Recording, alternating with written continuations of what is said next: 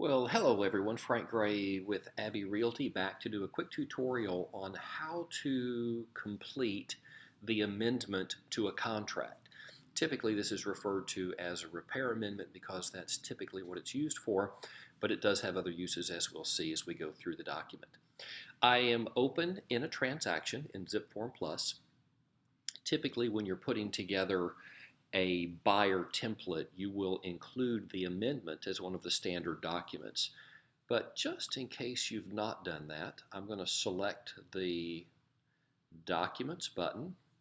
Then I'm going to go to All Forms, type in the word Amendment, select All Sources of Documents, and there you will see we have Amendment number 1.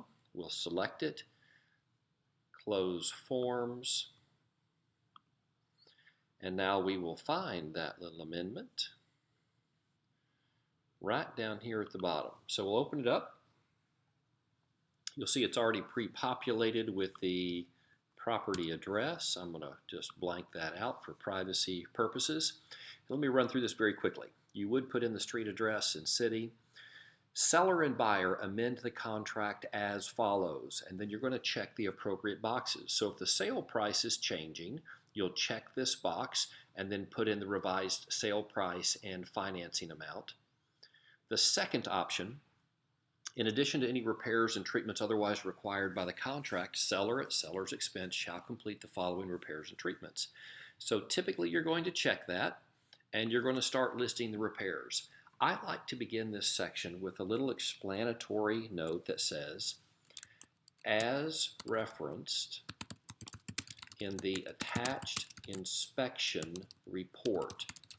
And I put that in there because typically there is a big description and even photos in the inspection report, and you don't have room for all of that in this little box. So for example, the first item might be have HVAC system inspected and repaired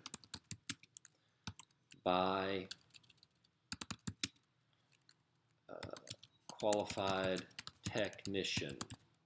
And then I'll put in parenthesis page 12 or whatever it is in the inspection report. That harkens back to this statement as referenced in. So then they can see exactly what the concern was in regard to the HVAC system. Then you would just continue with your items here. If you needed additional room, you could reference at the very bottom, continued in a supplementary amendment. But if you have reasonable buyers, that shouldn't be necessary. Number 3, the date in paragraph 9 of the contract is changed to, that's the closing date. So if you're changing that date, you'll check that box. Number 4, the amount in paragraph 12A1B of the contract is changed to, that's where you put in the amount of seller contribution. And sometimes buyers will elect to receive a certain amount of money in lieu of repairs. You can put that money here. By the way, you never want to use that phrase in lieu of repairs because it will set off all types of alarm bells at the buyer's mortgage company. So just put the amount in there without comment. Number 5, the cost of lender required repairs and treatment as itemized in the attached list will be paid as follows. So much by seller, so much by buyer. Number 6, buyer has paid seller an additional option fee of, and this is if they are extending the option period. And then you indicate whether or not it will or will not be credited to the sale price. Number 7, buyer waives the unrestricted right to terminate the contract for which the option fee was paid. I think it's just good manners to always check that box. It conveys to the seller that if they agree with these repair requests, the option period's over and they don't need to be concerned about the buyers backing out of the contract just capriciously.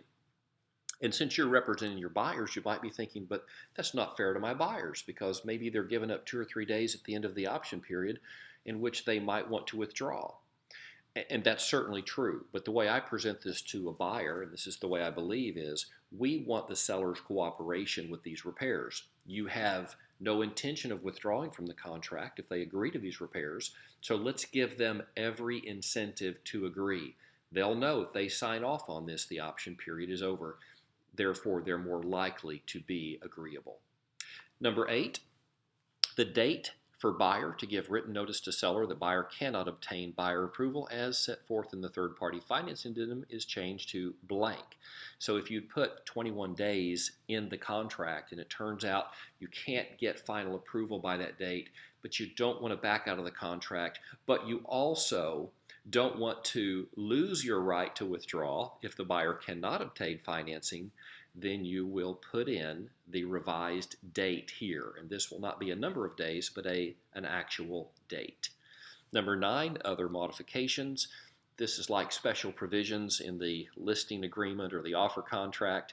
And heed carefully. Insert only factual statements and business details applicable to this sale. Don't cross over into the practice of law. So you've got place for buyer-seller signatures here at the bottom.